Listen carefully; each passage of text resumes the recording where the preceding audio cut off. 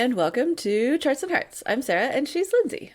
And together we're working our way through an epic list of rom-coms in order to categorize tropes in the hopes of creating the nerdiest spreadsheet podcasts have ever seen.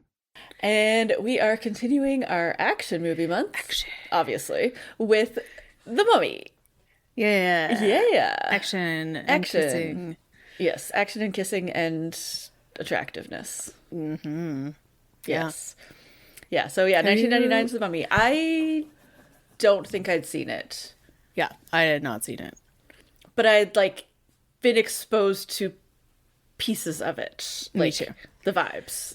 Yeah. And... Yeah. Yeah. That. And I've seen a lot of people talking about it, now. Yes. Because millennials love this movie, and I get the part of the reason. It's surprisingly funny. Yeah, it's funny. It's got that good edge of campiness to it. Yeah, it's definitely, it doesn't take itself too seriously. Mm-mm. It's not too scary or too violent or too gross. Yeah. But there are still good sort of, jumpy, horror, but, very light. Yeah. And the special effects were honestly better than expected. Yeah, there was something... Oh, it was, at the very beginning when that's the flashback, and I was like, wow, this CG is real rough. But the other CG of the mummy skeleton stuff, the Egyptian timeline, timeline stuff is scenery. That part is real bad. I think partially because it's 1999, it had the fake little people. That until I think Lord of the Rings technology, they didn't have the ability to do that. If you watch Titanic, the little people that they CG don't know how to walk, and they're they're just doing almost like Monty Python silly walk, their legs are bending in just a weird way. Yeah, the fake background people. Yeah. So if you watch that, if you watch for those, you can see them at the beginning. But the close up stuff of the CG, because they had that level of technology in 1999. I think some of it was mocap, crazy, or whatever mocap was again before Lord of the Rings. There's stuff in this that when the Imhotep is sort of half skeletal, and you're this is as good as Pirates, as you would expect. Yeah, absolutely. Which is way later. The what's his face? The ocean under the sea guy. Oh, Davy Jones. Yeah, that guy. Yeah. It's on that level. And it's way earlier. Yeah, obviously, it's not earlier. As complicated as that, but it looks as good really quality. Yeah, quite well. Yeah, and even all of the guys that they have to fight, the skeleton mummy guys, are actually pretty good. So, yeah, good job. Yeah, and then I have concerns. Of course, there are good parts, and then it's an action movie from the 90s. I don't know. I say from the 90s, but I don't think we've really gotten any better with this kind of stuff in action movies of just picking in a generic, exotic location and then randomly killing people with, not, we just talked about a bunch of other movies that also did this, but still, it was just something about it being Egypt and about it being archaeology and about it being about killing people who live there and have a religion about this stuff, and just especially, I don't know, it definitely has all the the people coming in and taking the stuff, or killing the people to get the artifacts or the gold or the treasure or whatever, that vibe. And just I think also a huge part of that is the very generic casting of all the people who are meant to be Egyptian. Mm-hmm. As Oded Fair, who I don't know where he's actually from, and then Eric Avari, who plays he's the curator in this, but he's basically the guy who is the guy in everything, and he's Indian. I was India. I didn't look him up, but I know he's familiar, and I was I'm sure he plays an ambassador in West Wing to some kind of any kind of country, fill in the blank, where with brown skinned people, and Oded Fair was born in Israel. So the fact that there's not really any even African Egyptian or African Arabic people, let alone Egyptian people playing the main roles in this is Yeah. It just sets it up to be like they don't care. They're Yeah, going they for don't the care. aesthetic of Egyptian culture, not Yep. the reality of it. Yeah. Yeah. And like, yeah, people who believed in the Egyptian like religion of like mummies and pharaohs and all that, that religion doesn't exist anymore, but it was a real thing. Yeah, it was a real thing. Yeah. It wasn't like a haunted, creepy, like mythical Yeah. thing. Like it was, people really believed this, and like actual mummies that we have now are like actual dead bodies that the way that they have been treated by like museums and stuff is pretty horrific. And then this movie just keeps doing it. Yeah. Yeah, and the whole thing with the people who are protecting the land, Yeah. they're like, like they shoot and kill a bunch of them. And then the main guy was like, we're here because we wanted to tell you to not do this thing that you just did. And then all of a sudden he's on their side. And I'm like, what if you guys had just listened to him in the first place? We wouldn't have a movie, but also a lot of people wouldn't be dead. Like, exactly. Maybe we should listen to the people who live there and not destroy the land that they're protecting and they've lived on for thousands of years. Yeah. Yeah. Yeah. Yeah. And then there's also like, and this is all action movies, like this is a very Indiana Jones based coded movie, and like this happens in those movies too, of like the generic helper people who are locals who nobody listens to, but who are the only ones who react and get scared about the myths, and then are treated as silly and then immediately die. Yeah. Because they're put in a situation because they are looking for money from white people.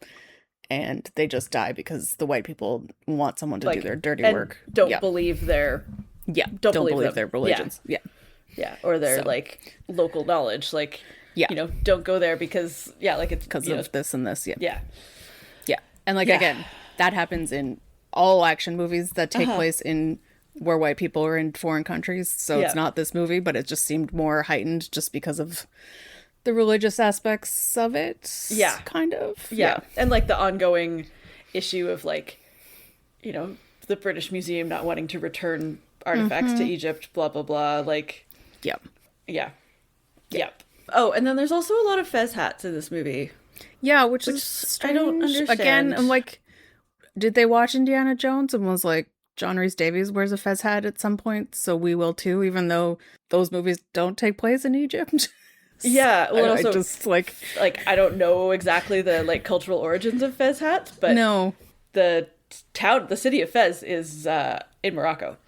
Yeah, so which is where they filmed it. So maybe that's what it was. Yeah, I don't know. But again, it's like it's just that like we're in generic not caring Egypt. Yeah.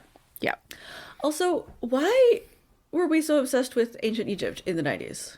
I don't know. I think it was just that time. Yeah. Because, like, there's major Stargate vibes in this movie. Like, the original, like, the Stargate novel and then the movie, which were, like, way before this. But, I don't know, just the whole, like, 1920s. I feel like maybe was there, like, a tour again of the, like, to King Tut in the 90s around? I feel like there was something about that. I don't know. Well, with the 20s in the trivia, there was a big discovery in the 20s in Egypt. Yeah. So that part makes sense. That's when they found it. But but maybe there was another tour, or maybe something else. Or maybe that's when they like MRI'd it or something. I feel like I don't know. I feel like there was something that was like brought like ancient Egypt stuff back into things. Or maybe I'm just remembering it because that's when I studied Egypt in elementary school. Yeah, in like grade 6 or 7. Yeah. And then Gladiator came out, and we still haven't stopped talking about the Roman Empire, unfortunately. It's true. I don't know. Yeah. But anyway, it's Yeah. Okay, so aside from the sort of cultural Egypt part of it, what other observations have you got? There's a lot of poor planning and lack of safety protocols in this movie that I'd like to bring to someone's attention. Yes. Also, I think like in the movie also, because like Brendan Fraser had to be like resuscitated after because they didn't really do the hanging the hanging thing. I was like, stunt I'm pretty sure they've filmed people pretending to get hung before in other movies. What are you guys doing? Like, why is this real? It's very strange. Yeah. So not a big fan of that. No. And also they had to CG in like CG paint over Rachel Weisz's like white night shirt when she would have got wet because it went completely see through and it was like indecent. Yeah. I was like, the costume people didn't test what was going to Yeah, happen. when the script was that she was gonna, Well, I have more to say about that later, but yeah, and then the other lady who played the woman in the beginning was wearing the queen. just a loincloth and the rest was body paint, which is great. Yeah. Anyway. Good times. The other thing I was going to say is I watched the trailers for the second and the third one after I watched this because I was interested. And the second one looks whatever. It looks like they got a lot more money to do basically the same story. And then The Rock was in it. And that was a whole other thing. Yeah. And then the third one, Rachel Weisz didn't like the story because it sounds like maybe they had a child. And in the movie, they do a time jump. And she didn't want to play a mother of a 21-year-old when she was like, I don't know. It came out in 2008. So that's, 9 years after this one. Yeah. So like 32 so I think that, something. Yeah. Yeah. So they cast Maria Bello. What? Like they recast her character. Yes. Yeah. And I watched 3 seconds of a trailer and I was like, nope, she cannot do an English accent. They dyed her hair and made her do an English accent. And I'm like, what? There is an entire country of women that have English accents. And like, also, what is this? A large chunk of the population so strange. that either have dark hair or look good with dark hair. I don't think Maria Bello also is in that. No, other Americans who can do English accents. Like it was such a strange choice. So and obviously silly. The chemistry and all of that is another whole problem, which is why we're not watching the third Mummy movie. But just like, what the hell? That is crazy. And then they are doing a fourth one, apparently. Yes, they are. Next year. She is back. And she's back, and John Hannah and Brendan Fraser, and I love it. Yeah. I guess John Hannah also was so fantastic in this movie as the brother. I love him so much. He's really great. Yeah. He's the best. Why haven't we done Sliding Doors yet? I don't know. Let's put it on the list. Yeah, totally. Anyway. Yeah, and this was like peak in my I love Brendan Fraser. I mean, that's never really gone away, but this was when it was like max. I think it was just like I like walked around the Brendan Fraser path. I don't know why. Like I saw Blast from the Past, which was a decision that I made. Yeah. But I don't think I saw a lot of other stuff. And so I was fairly ambivalent about it. But now, like watching last night, I was like, yeah. I 100% get it. Not that I had any problems before. It just wasn't. No, totally. Yeah. I was big into Blast from the Past. Also the George of the Jungle movie. Yeah, I was like, I like Tarzan and George of the Jungle both just passed me by just in the ways of life. And then we were really, really obsessed with the like Rocky and Bullwinkle, Dudley and Do-Right, like the cartoons. So when that movie came out, we 100% watched it a lot. Fair. Yeah. Doesn't mean it's good, but we watched it. But yeah. Yeah. And I think it was... so those are the main. Oh, and then Encino Man also, which like you would have been like a tiny child when that came out, but I've seen it a bunch and it's terrible, but like fun in the moment. Yeah. So I don't know.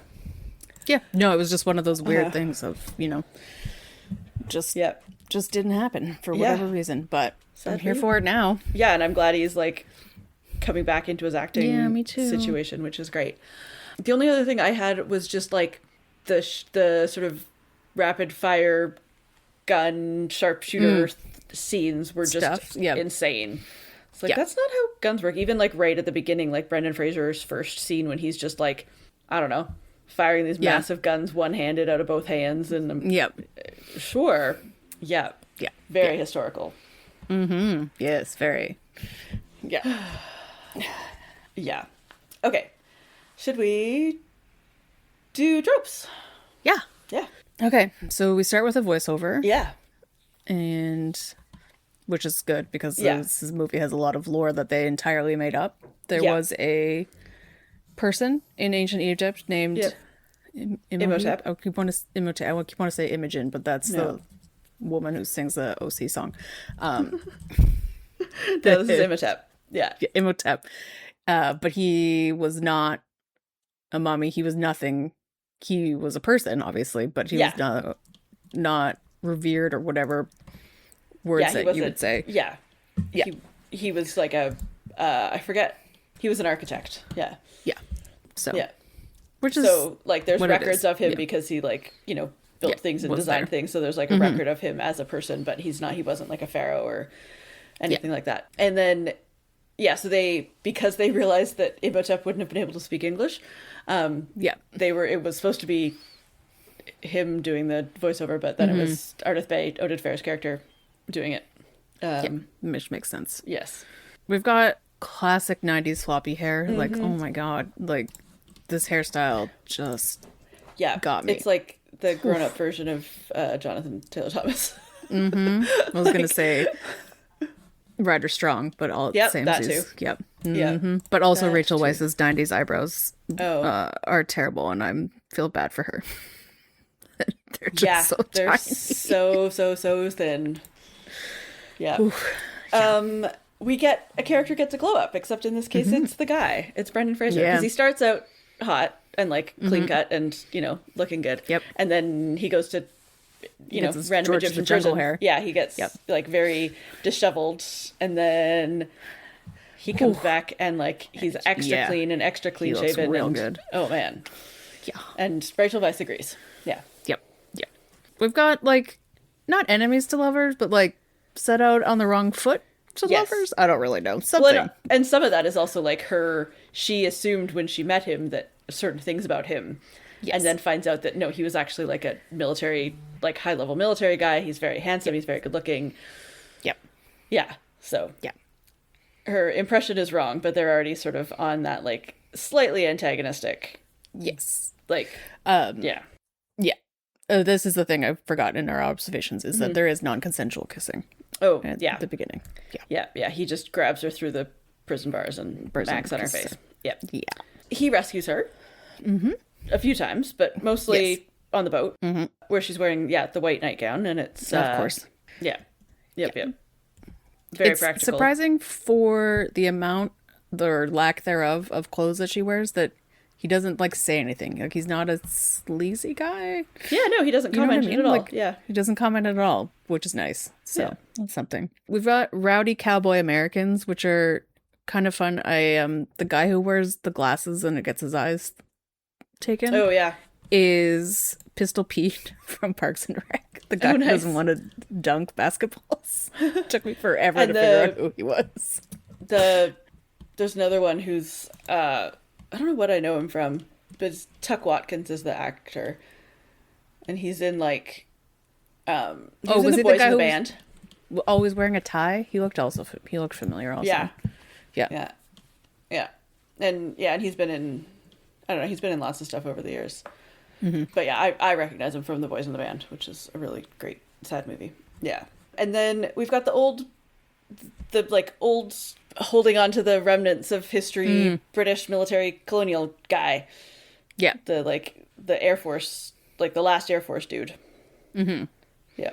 Who's like problematic, but then kind of cute.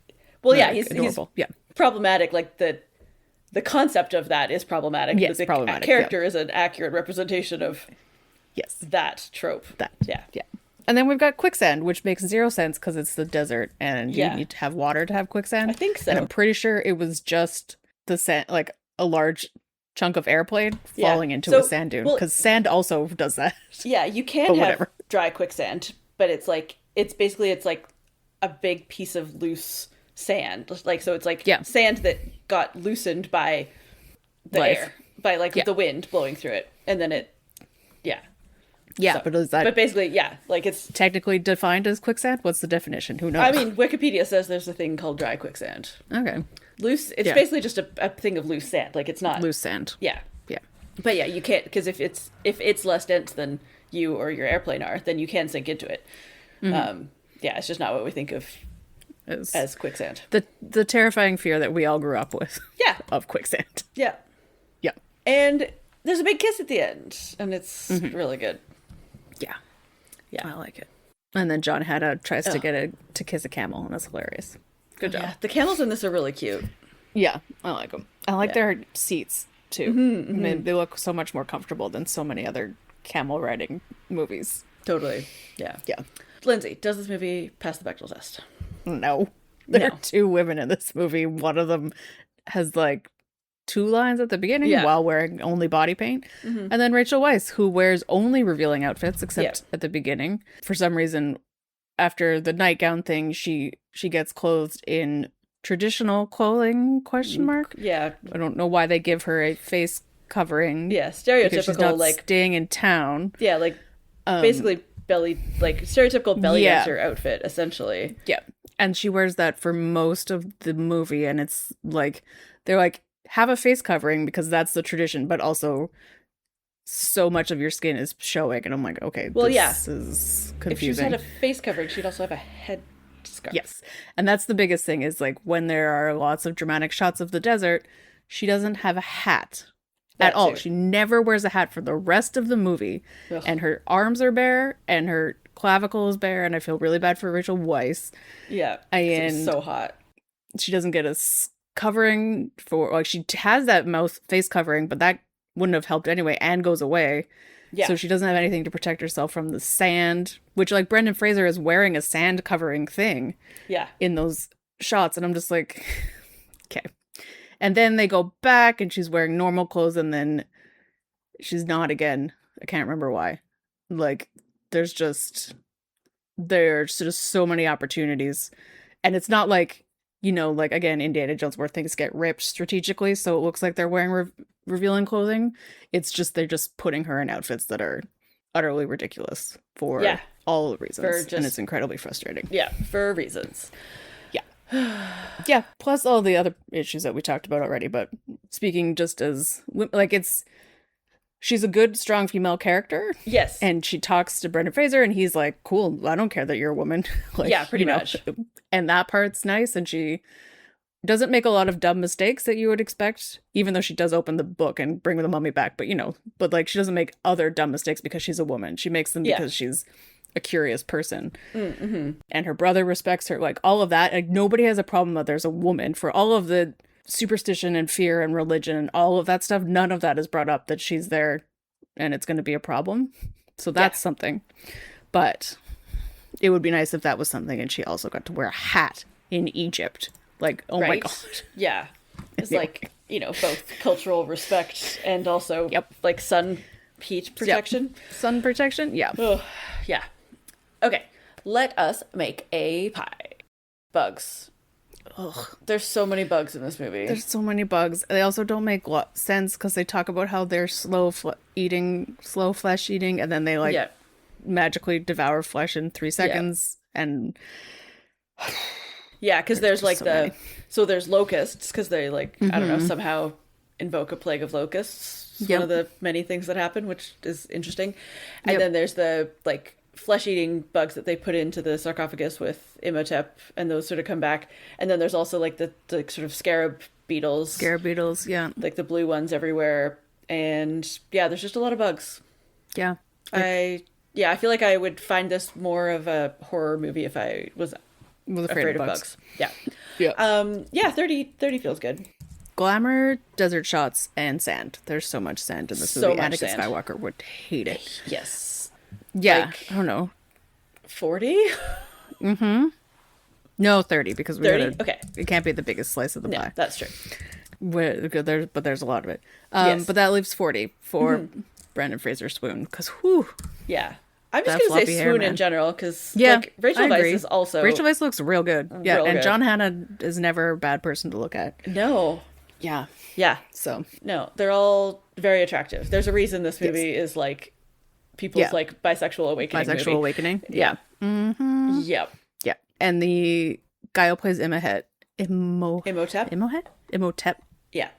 Is not Billy Zane, but I thought it was Billy Zane for like 20 years of my life, so it was very hard to watch and be like, you're like melted. Like, not that he looks bad, but he's like this weird, like, distorted version of Billy Zane. I'm like, what are you doing, Billy Zane? Why do you look like this? Yeah, his name is Arnold Vosloo. He's very good. He's just not Billy Zane, and it's throwing me off. So he also looks more like the guy from Smashing Pumpkins than Billy Zane. Billy Crudup. Yeah. No. Why did I know that? I don't think that's right. The bald guy. Billy something. Billy Corgan. Billy Corgan. Okay. Yeah. I was Billy very Crudup close. is also an actor who does not look like that. Billy Crudup is the guy from Things. The guy who was married to Claire Danes for a while. And is now married to Naomi Watts. Sure. Yeah. That guy. Anyways, doesn't matter. Sidetracked. Okay. What do we think is next for them? Oh, yeah, I know that guy. Okay, so there's, as we said, there's 2 to now 3 sequels where they are together. Like, if you look at the IMDb, her name changes. Oh, yeah. And they have a child. I don't know if it's a birth child or a whatever. Because I didn't watch the second one. But also, I feel good about it because they, again, like I said, he doesn't degrade her either sexually or genderly. Yeah. Yeah. And like he treats her as an equal person. He treats her like everybody else. And yeah, she's into him. Yeah. I'm here for it. So nice. Yeah. Nice. Yeah, I think so. I think, yeah, they have like some things in common. And yeah, sounds like fun. Mm-hmm. And what is next for us? Oh, August, we're doing some classic movies because we haven't done them in a long time. Yeah. And we're starting with Funny Face. Yeah. Yeah. Be fun. Good time. Mm-hmm. Yeah. Yeah, that will be great. Yeah, and hopefully you've caught up on all of the rest of our action movie month. So fun. Yeah, it's been hilarious and great. So that brings us to the end of this episode. You can leave us a rating or a review wherever you get your podcasts, or you can find us on social media. We're at Charts and Hearts Podcast on Instagram and Threads. Or you can head to our website, chartsandhearts.com, where you can submit suggestions for rom-coms and tropes for us to add to the list. Please send us romance action movies, because I really like doing this month, because I love action movies, but they need to have kissing in them so we can talk about it. Pretty much. So send us some, please. You can also check out our Patreon, patreon.com/chartsandheartsclub. For this month, we did Independence Day. That movie rules, even though it's got so many problems. But you want to talk about floppy-haired swoon boys. And we've also done some other great, weird action movies on our Patreon, which including the one that started this entire trend, which was Speed, which was the best, because Speed is the best. Speed is so great. Yeah. So check it all out. We've also got like normal romance movies on our Patreon. Sometimes. Yeah. Sometimes. Let us know your thoughts on The Mummy. Should we watch any of the sequels, or should we just watch the upcoming, like... Yeah, I could be convinced to watch the upcoming one. Yeah. Maybe a recap movie clip on YouTube. Yes, exactly. And in the meantime... Oh, this is my favorite quote from this whole movie. Look, I may not be an explorer or an adventurer or a treasure seeker or a gunfighter, Mr. O'Connell, but I am proud of what I am. And what is that? I am a librarian. Yay! Oh, so the good. Best. Love it. Yeah. Yay. Thanks, friends.